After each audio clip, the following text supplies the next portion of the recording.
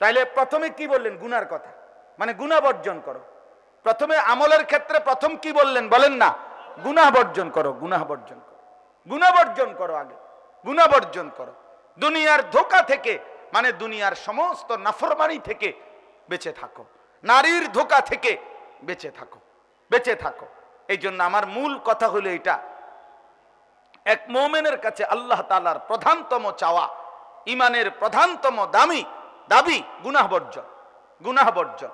ওয়াদারু যাহিরাল ইসমি ওয়া বাতিনা। আল্লাহ তাআলা বলেন, বান্দা প্রকাশ্য গুনাহ ছেড়ে দাও, গোপন গুনাহ ছেড়ে দাও। ওয়ালা তাকরাবুল ফাওয়াহিশা মা যাহারা মিনহা ওয়া মা বাতান। আল্লাহ তাআলা বলেন, প্রকাশ্য এবং গোপন কোন রকম অস্থিরতা, বেহায়াপনা, অসভ্যতার কাছেই বান্দা যেও না, বান্দা যেও না, কোনোভাবেই যেও না। আল্লাহ তাআলা বলেন, ওয়া আসিররু কাওলাকুম আবিজহারু বিহি ইন্নাহু আলিমুম বিদাতিস সুদূর। আমার বান্দা আস্তে বললেও আমি জানি, জোরে বললেও আমি জানি, অন্তরের মধ্যে যদি লুকিয়ে রাখো আমি তাও জানি। আলা ইয়ালামু মান খালাক। আল্লাহ চমৎকার সহজ একটা যুক্তি দিছে আমাদেরকে, বান্দা বলো তো, যিনি সৃষ্টি করেছেন তিনি তার সৃষ্টির ব্যাপারে জানবেন না? কি বলেন আপনারা? উত্তর দেন। যিনি বানাইলেন তিনি জানবেন না তার সৃষ্টির ব্যাপারে? তাকে কিভাবে ফাঁকি দিবা? তাকে কিভাবে আড়াল করবা? আলাম ইয়ালাম বিআন্নাল্লাহা ইয়ারা। আল্লাহ বলে, বান্দা তুমি কি জানো না যে আমি আল্লাহ তোমাকে সারাক্ষণ দেখি? এই জন্য প্রিয় ভাই আমার, বাপ আমার, বন্ধু আমার, গুনাহ বর্জন করা, গুনাহ বর্জন করা, আল্লাহর নাফরমানি বর্জন করা, এটা শতভাগ জিম্মাদারি। আল আজকার কিতাবের মধ্যে আছে, ইমাম নববী রাহমাতুল্লাহ আলাইহির কিতাব, সেখানে হাদিস উল্লেখ করছে। নবী সাল্লাল্লাহু আলাইহি সাল্লাম বলেন, খেয়াল করেন, ইদা আমারতুকুম বিশাইইন ফাফআলুহু মাস্তাতাতুম।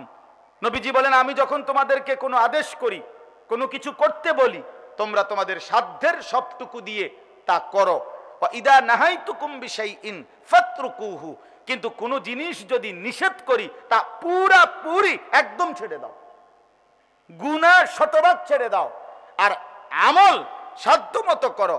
কেউ 4 রাকাত তাহাজ্জুদ, কেউ 20 রাকাত তাহাজ্জুদ, কেউ 1 পারা কোরআন শরীফ পড়লা, কেউ 10 পারা কোরআন শরীফ পড়লা, কেউ 1000 আয়াত কোরআন শরীফ পড়লা। তাহলে ইবাদতের মধ্যে সাধ্যমতো করতে থাকো, কিন্তু মিথ্যা, চুরি, ডাকাতি, জিনা, ব্যভিচার, মদ, জুয়া, সুদ, ঘুষ, অশ্লীলতা, বেহায়াপনা, নাচ, গান, জিনা, ব্যভিচার, অসভ্যতা, এর থেকে সকলেই শতভাগ বেঁচে থাকো। এখানে মাস্তাতাতুম বলে নাই, সাধ্যমতো না, না 100 গুনাহ বর্জন করো। কতটুকু বলে? 100। এই জন্য গুনাহ বর্জন করা এটা অত্যন্ত গুরুত্বপূর্ণ। কোরআনুল কারীমের মধ্যে আল্লাহ তাআলা বলেন, ইয়া আইয়ুহাল্লাযীনা আমানু কু আনফুসাকুম ওয়া আহলিকুম নারা। হে ঈমানদারগণ, তোমরা নিজেকে এবং পরিবারের সদস্যদেরকে জাহান্নামের আগুন থেকে বাঁচাও। এখন বলেন, জাহান্নামের আগুন থেকে বাঁচাও, এই সহজ কথার ব্যাখ্যা বলেন আপনারা, যে দুনিয়ার কোথাও তো আমাদের চোখের সামনে জাহান্নামের আগুন জ্বলে না। জাহান্নামের আগুন তো জাহান্নামে, কথা বোঝেন না? জাহান্নামের আগুন কোথায়? জাহান্নামে। তো আল্লাহ বললেন আমাদেরকে এখন জাহান্নামের আগুন থেকে বাঁচো, তোমাকেও বাঁচাও, পরিবারের সদস্যদেরকেও বাঁচাও। তাহলে অর্থ কি? অর্থ হলো গুনাহ থেকে বাঁচাও। অর্থ হলো কি থেকে বাঁচাও বলেন? গুনাহ থেকে বাঁচাও।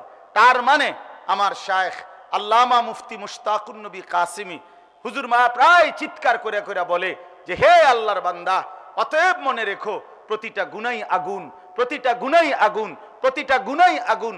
সুদের প্রতি টাকায় আগুন জ্বলে, ঘুষের প্রতি টাকায় আগুন জ্বলে, কিস্তির প্রতি টাকায় আগুন জ্বলে, লোনের প্রতি টাকায় আগুন জ্বলে। বেপর্দা নারী, বেহায়া নারী, অসভ্য নারী, চরিত্রহীন নারী, তার পুরা দেহে আগুন জ্বলে। নাটকের প্রতি পরতে আগুন জ্বলে, নর্তকীর পুরা দেহে আগুন জ্বলে, হারামের জুলুমের প্রত্যেক অংশে অংশে আগুন জ্বলে, আগুন জ্বলে, আগুন জ্বলে বেটা, আগুন জ্বলে।